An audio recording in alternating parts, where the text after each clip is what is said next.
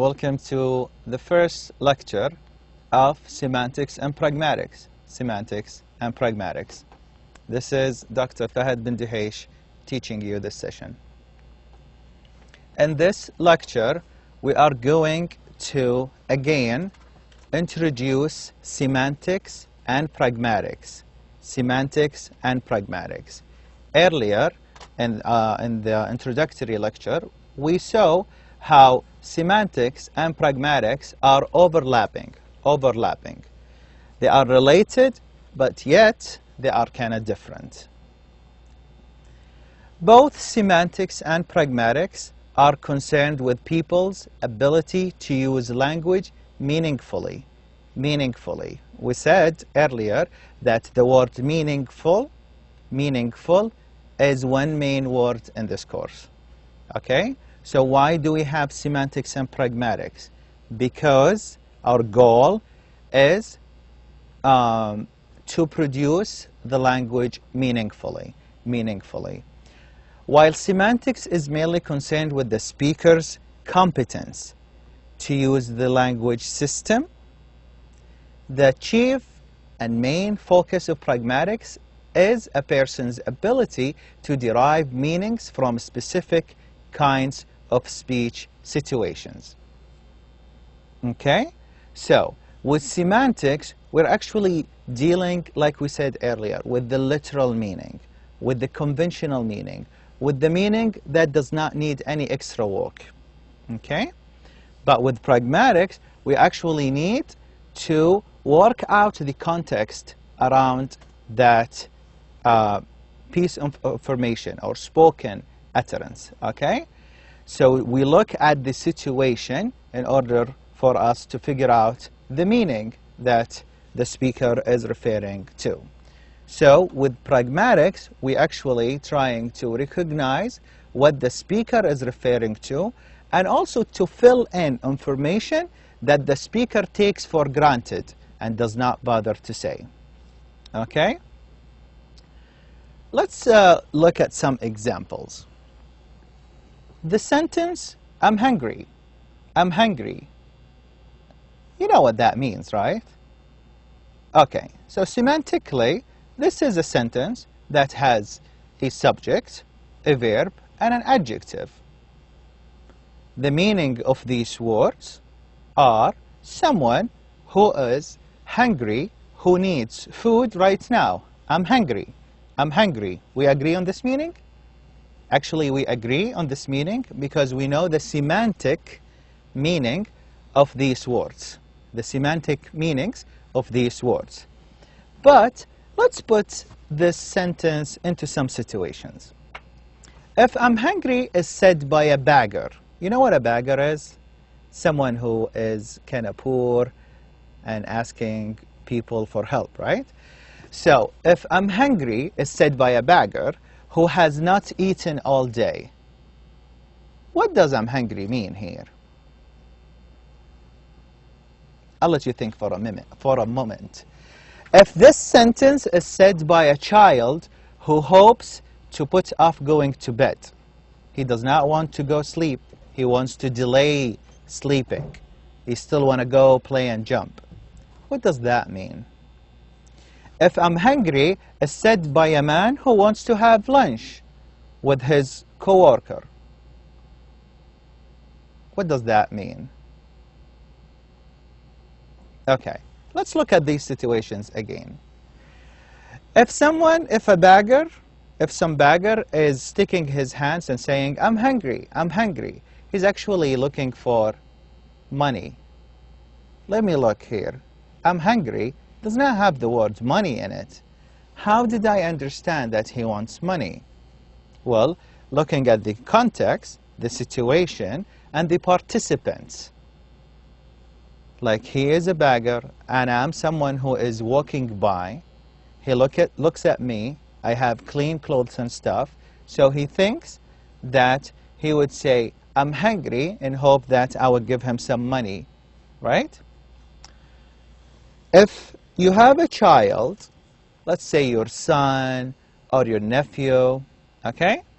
And you put him on the bed, on his bed, and you're going to say good night, but he's still saying, I'm hungry, I'm hungry. He's actually does not want money from you.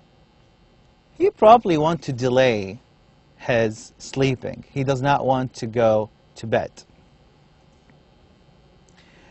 If someone is working with his coworker and it is lunchtime, and that person is saying, I'm hungry, he's actually not asking for money.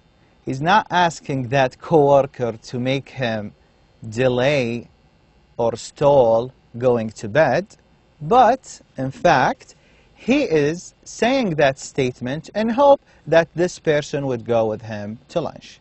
I'm hungry. Do you want to go for a lunch? Okay. So these three events obviously have something in common. That is the sentence, I'm hungry. They all use the same words on this sentence. Yet, they indicate different intentions and are labeled to be interpreted differently because the situations and the participants are different.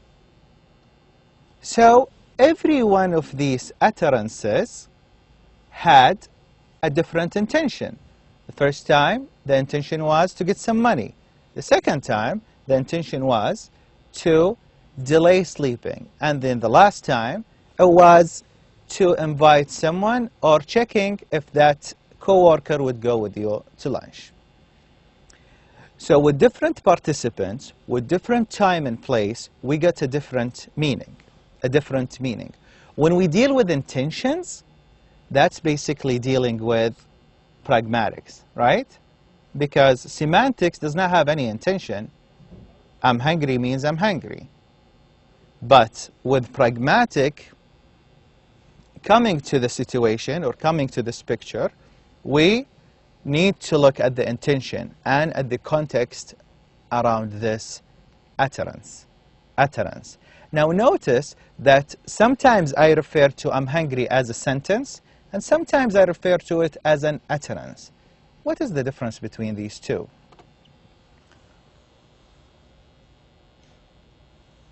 An utterance is an event that happens just once. So when the beggar is saying, I'm hungry, it's an event. At that time, at that place, when that beggar said, I'm hungry, he was looking for money. If that beggar gets the money and he goes to a restaurant and he goes inside and he's holding the money and he's saying, I'm hungry, he is trying to what? He's trying to get some food. He's trying to buy. Then here, I'm hungry is different.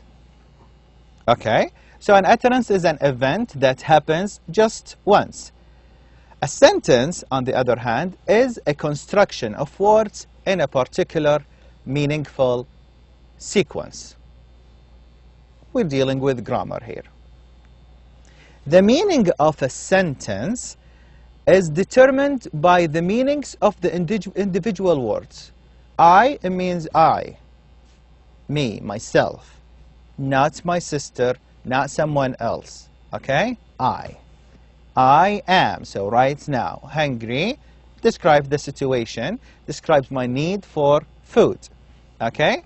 So the meaning of a sentence is determined by the meanings of the individual words and the syntactic construction in which they occur.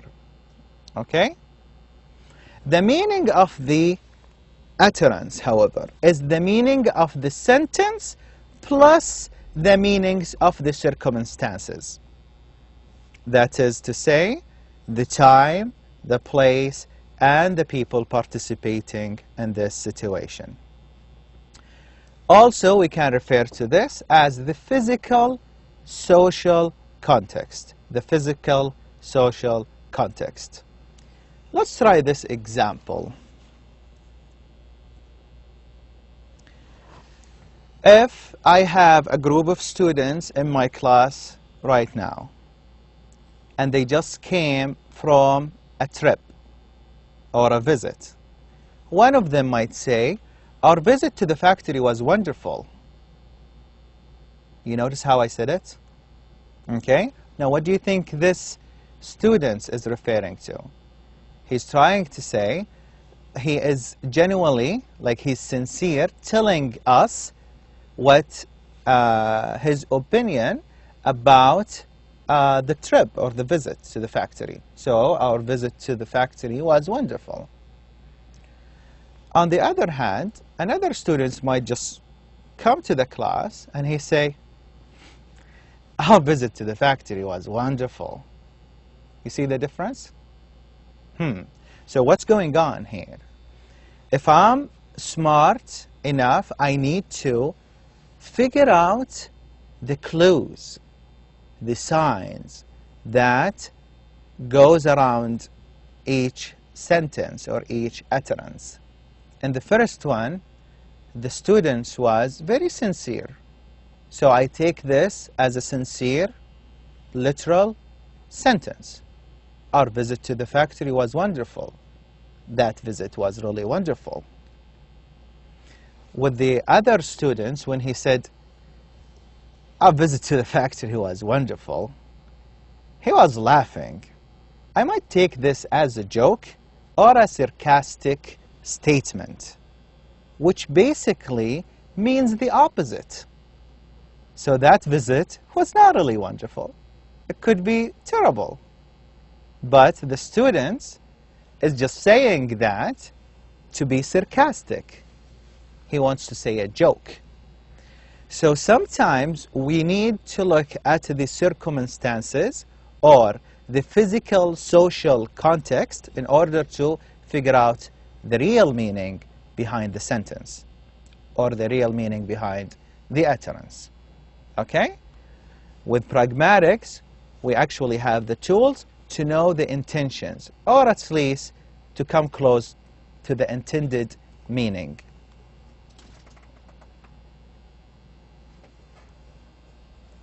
When we do that, we actually dealing with implicature. Implicature. Now, what is an implicature? It's an additional meaning, or you can say it's a bridge constructed by the hearer to relate one utterance to some previous utterance unconsciously. Unconsciously.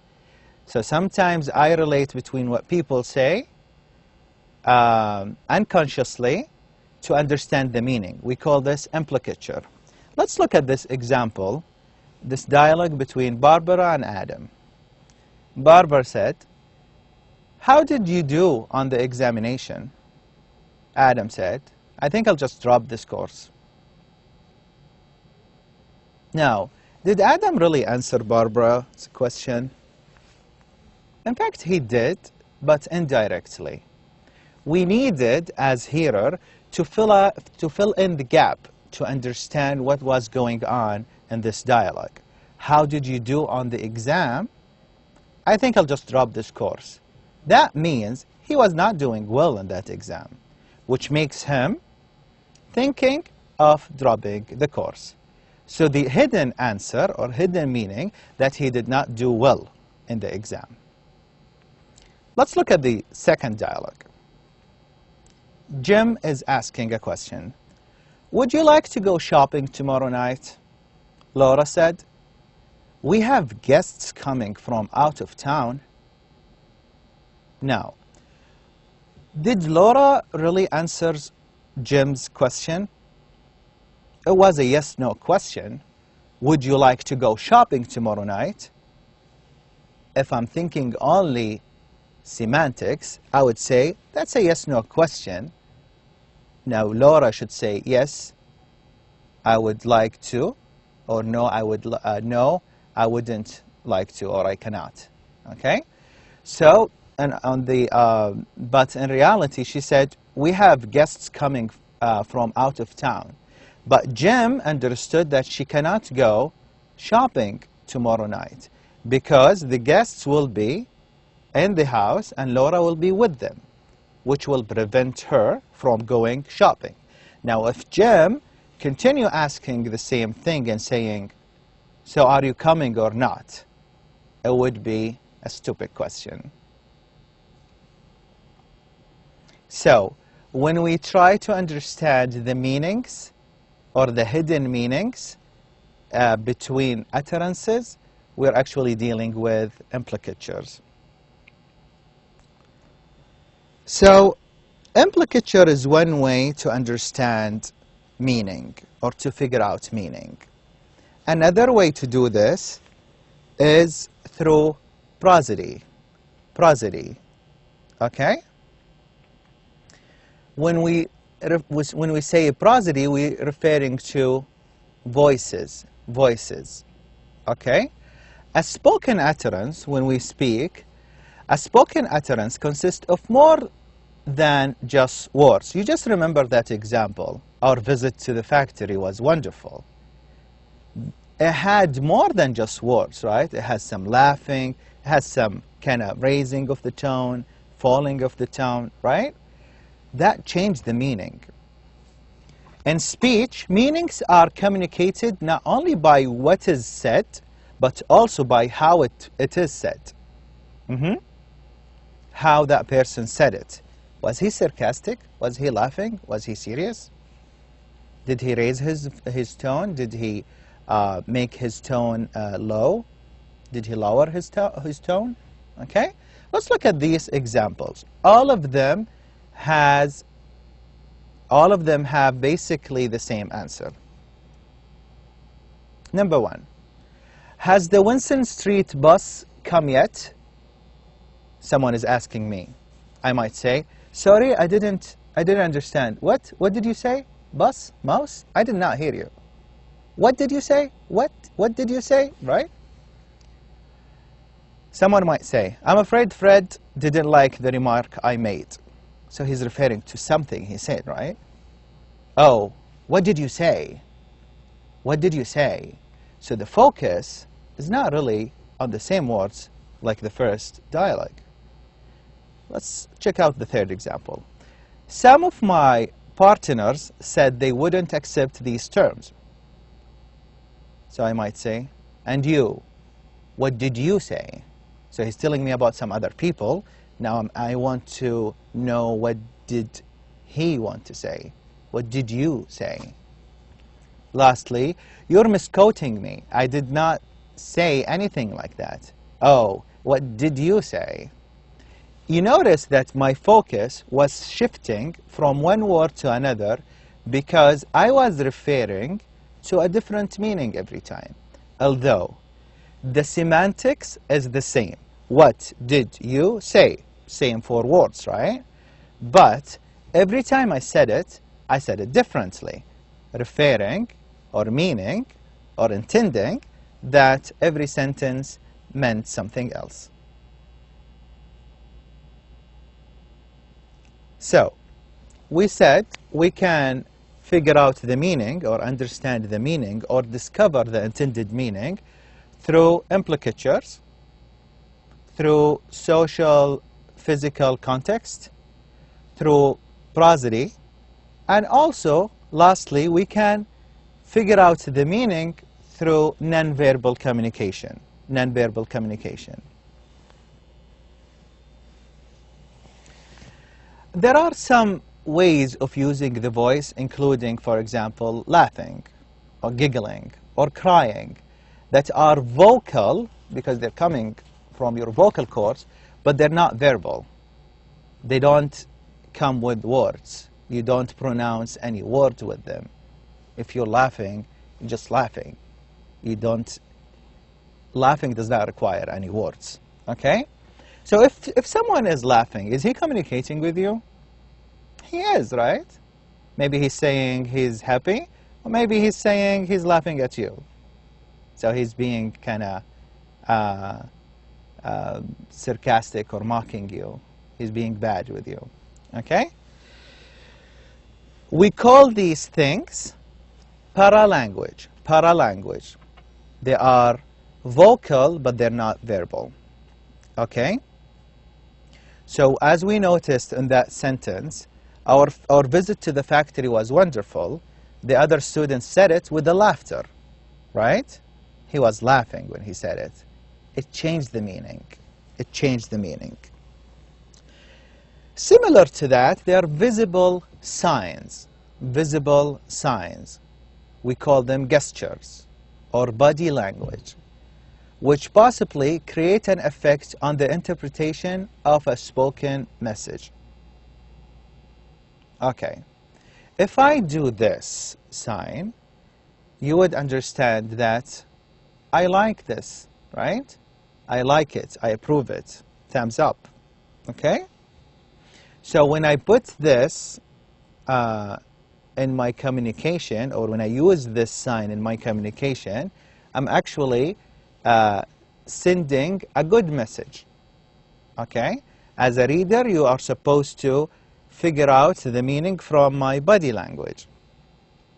Now, body language is not only hands, moves. It could be facial expressions. I could have a frowny face when I speak to you. That means I'm not happy with you. I could be having a smiley face when I speak to you. That means I'm kind of pleased with you, right? So we communicate with a lot of gestures. Gestures, all right? Let's consider some of these visible signs. Sometimes someone might nod his head in response to an utterance. Are you coming with us to lunch? That means yes, I'm coming. Right? So it means I'm happy with this, or I'm approving this. So we communicate, we respond to things with just body language. We does not need to speak. So where is semantics in this situation? There is no words here. It's only pragmatics. You might be speaking to me about, for example, your weekend. And I would be pretending to yawn with my fingers, fingertips in front of my mouth, doing this. Now, what am I trying to tell you? That I'm bored with what you're saying. What you're saying is really boring. Okay? I could be holding a thumb from a closed fist. That means I like it. If I do the opposite, thumbs down, that means I don't like it. Okay. I could be pinching my nose closed with my thumb and a forefinger. That means there's a bad smell in the house. It stinks, right? It could be an insult. Someone might be angry with me if I do that. Like, why you're insulting me? I might say, I did not say anything. Well, right, you did not say anything verbally, but you actually were communicating with me with your gestures. It was a non-verbal communication. It still counts as communication. Someone might be moving their shoulders upwards and down, again, possibly repeated, like shrugging their shoulder. It means I don't know, or maybe I don't care. Do you want chicken or meat? Whatever, right? I don't need to say whatever, but it was implied in my hand gestures or in my body language. The palm of one hand is brought up and slapped smartly against the forehead. What does that mean? Like, oh yeah, I forget. Right? Now I remember. I see my good friend Ahmed walking, and he would be like mad at me. I'd be like, oh, I'm sorry, I forget that we have an appointment, right? Another common gesture is when the hand is slightly cupped and pulled across the forehead as if you're wiping something away. It means I'm glad I'm done, or I'm tired, or that was a tiring job, right? Shh, like that. Okay? So, what did we learn in this lecture? We learned that we need both semantics and pragmatics in order to understand the meanings or produce a natural, meaningful language. Semantics alone is not helpful. When I say I'm hungry, it's just a sentence, but there is a meaning in that utterance. It changes every time you said it. If I say I'm hungry and it is about noon, for example, it means I want lunch. If I say I'm hungry and it is 9 p.m. at night, it means I want dinner. So it's maybe different, right? We also spoke about how we figure out the meaning through the context, the physical, social context. We sometimes need to work implicatures in order to understand the meaning, to fill in the gap, We sometimes need to play with our voices, prosody, in order to understand. Let me give you an example of prosody. I can say, is this your pen? You might answer saying, yes it is, yes it is.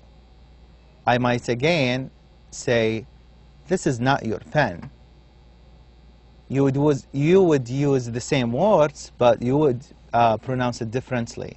I would say, that's not your pen. You might say, yes it is, yes it is. You notice? You change your tone in order to convey a different meaning. Okay? We also learned that sometimes communication does not require any word. It does not require semantics at all. We can communicate through gestures, through body language, okay? Through my hands or shoulders or facial expressions. Okay? I hope this lecture was interesting to you and helped you distinguish the difference between pragmatics and semantics. Like I said, pragmatics has to do with the intended, maybe figurative, contextualized meaning, as opposed to semantics that has to do with the literal meaning, the grammatical meaning of a sentence. I wish you all the best with these lectures, and I'll see you next time. Assalamu alaikum.